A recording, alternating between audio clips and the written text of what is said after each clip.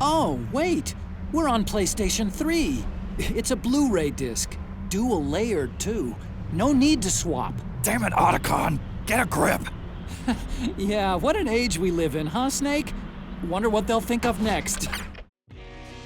Video games cost a lot of time and money to make now, and overall it doesn't seem like the quality of the products we're receiving is really improving at the same rate budgets are. Consoles and PCs are getting more and more powerful, and yet despite this, the only thing modern tech seems to be getting used for is making games more graphically intensive at the cost of everything else. Visual flair is nice, but let's be honest, it's probably an aspect of a title that has the least effect on its quality. And yet here we are in 2015, and consumers have been conditioned by the industry itself to equate a game's scope to how impressive the visuals are, and it's gotten to the point where video games are beginning to stagnate because of it. At least in yours truly's non-programmer entitled consumer opinion. It's a simple equation really, with all a system's resources going towards textures, graphical effects, and other visual flamflammery, and all dev time being put into these tirelessly crafted cosmetics. There's little room left in a AAA game to push any sort of real new boundaries. With every generation, technology improves, but with all the power on the new machine simply being put to use to make things look prettier, we rarely get to see games leap forward and change all that much. A third-person shooter on PS3 is going to play mostly the same on PS4. It will look nicer, but with most of the resources set on that, what room is there to expand on anything else? The size of the environments, enemy counts, loading screen times, and scope the player's ability to have in the game world, all of these things will stay pretty much the same from generation to generation because the superfluous visuals are prioritized. Even the game running properly has become secondary to bump mapping the pavement or whatever. It's embarrassing seeing companies devising such lame justifications to excuse shoddy performance when it's clear to everybody that a good frame rate is just being traded off for fancy visuals. Now imagine for a minute a game that, say, looks like a PS2 title but ran on modern hardware. There could be massive environments with giant enemies or huge enemy waves, with mechanics given to the player that could dynamically affect the game world in far grander ways than we're seeing now. Probably all at a sturdier frame rate too. Technical constraints aren't really the key to all this though. I'm sure there are plenty of limitations that will still apply no matter how toned down the visuals are. But with the extra time it takes to create such detailed modern aesthetics out of the way, it would probably be much easier to develop much larger titles than we're getting now, because devs would actually, have time to make the game part instead of texturing walls all day. To me, downgrading graphics to reach these goals doesn't seem so extreme. After all, games stand the test of time visually far more in their art design than their raw graphical power. More to the point, there are hundreds of PS2 games that are way better than today's big titles that were able to be made much faster with their simpler assets. So now that devs have so much power at their disposal, what would be wrong with dialing back and bringing us titles with grander gameplay features? I mean, I don't know about kids today, but older games look fine to me. As long as they play good, the impact they have is the same. So let's grow some balls and stop pandering to these shallow demographics that crave each new game's visual standard to jump to heights the systems they're on can't realistically reach without compromising on other features. Anyway, when I think of improvements to my favorite older titles made on subsequent hardware, I don't think of visual improvements. I think of the features the more powerful machines were able to add to the gameplay. And there are some games coming out on modern consoles that look to be adding decent gameplay improvements while running damn fine, so I don't know, maybe everybody else is just really incompetent, beats me. For those of you wondering, I doubt the power of the PC will save us because most companies need their games to run on consoles to maximize profits, though I will admit this platform has allowed for far more versatility in this regard. It's when console games are ported to PC where there are glimpses of what could be possible if we scaled back the visuals a little. A PC is capable of making games way better looking than, say, DMC4 for example, but thanks to being a humble console game put on the PC, the devs are able to include features like legendary Dark Knight mode, where hundreds of enemies are thrown at the player, creating a novel and exciting experience that the PlayStation 3 simply wouldn't have been able to handle at a stable frame rate. This is also the case when games that outstretch their technical capabilities are ported to a new system. Whoa, suddenly the game runs really good. I only had to wait for another generation and buy the game again, and it works now. Truly, the game industry is a thing of beauty. My point here being that if games like these dialed back their visuals on their original platforms, maybe these features could have been added then instead of everybody having to wait for a re-release on a more powerful system. And no, I'm not saying, Nintendo will save us because their hardware is really old and that's totally the same thing as what this charming internet man is saying. No, I'm saying use the modern tech at one's disposal. I just mean use those resources for something other than cosmetics that hinder the purview and performance of a potential work. I want to believe that devs were way better at handling system resources, time and money in the past because just look at this image. These are just 10 of the games that were available on the PlayStation 2 just over a year after its release. Genre-defining titles, classics that pushed boundaries by using the new tech at their disposal to create giant worlds without loading times. Fresh types of gameplay that reinvented established formulas, created novel and exciting mechanics for a player to use that could affect the game world in a variety of new ways, and even formulated emotional and engaging narratives without sacrificing gameplay. Now, think about what we have on PS4 just over a year after its release.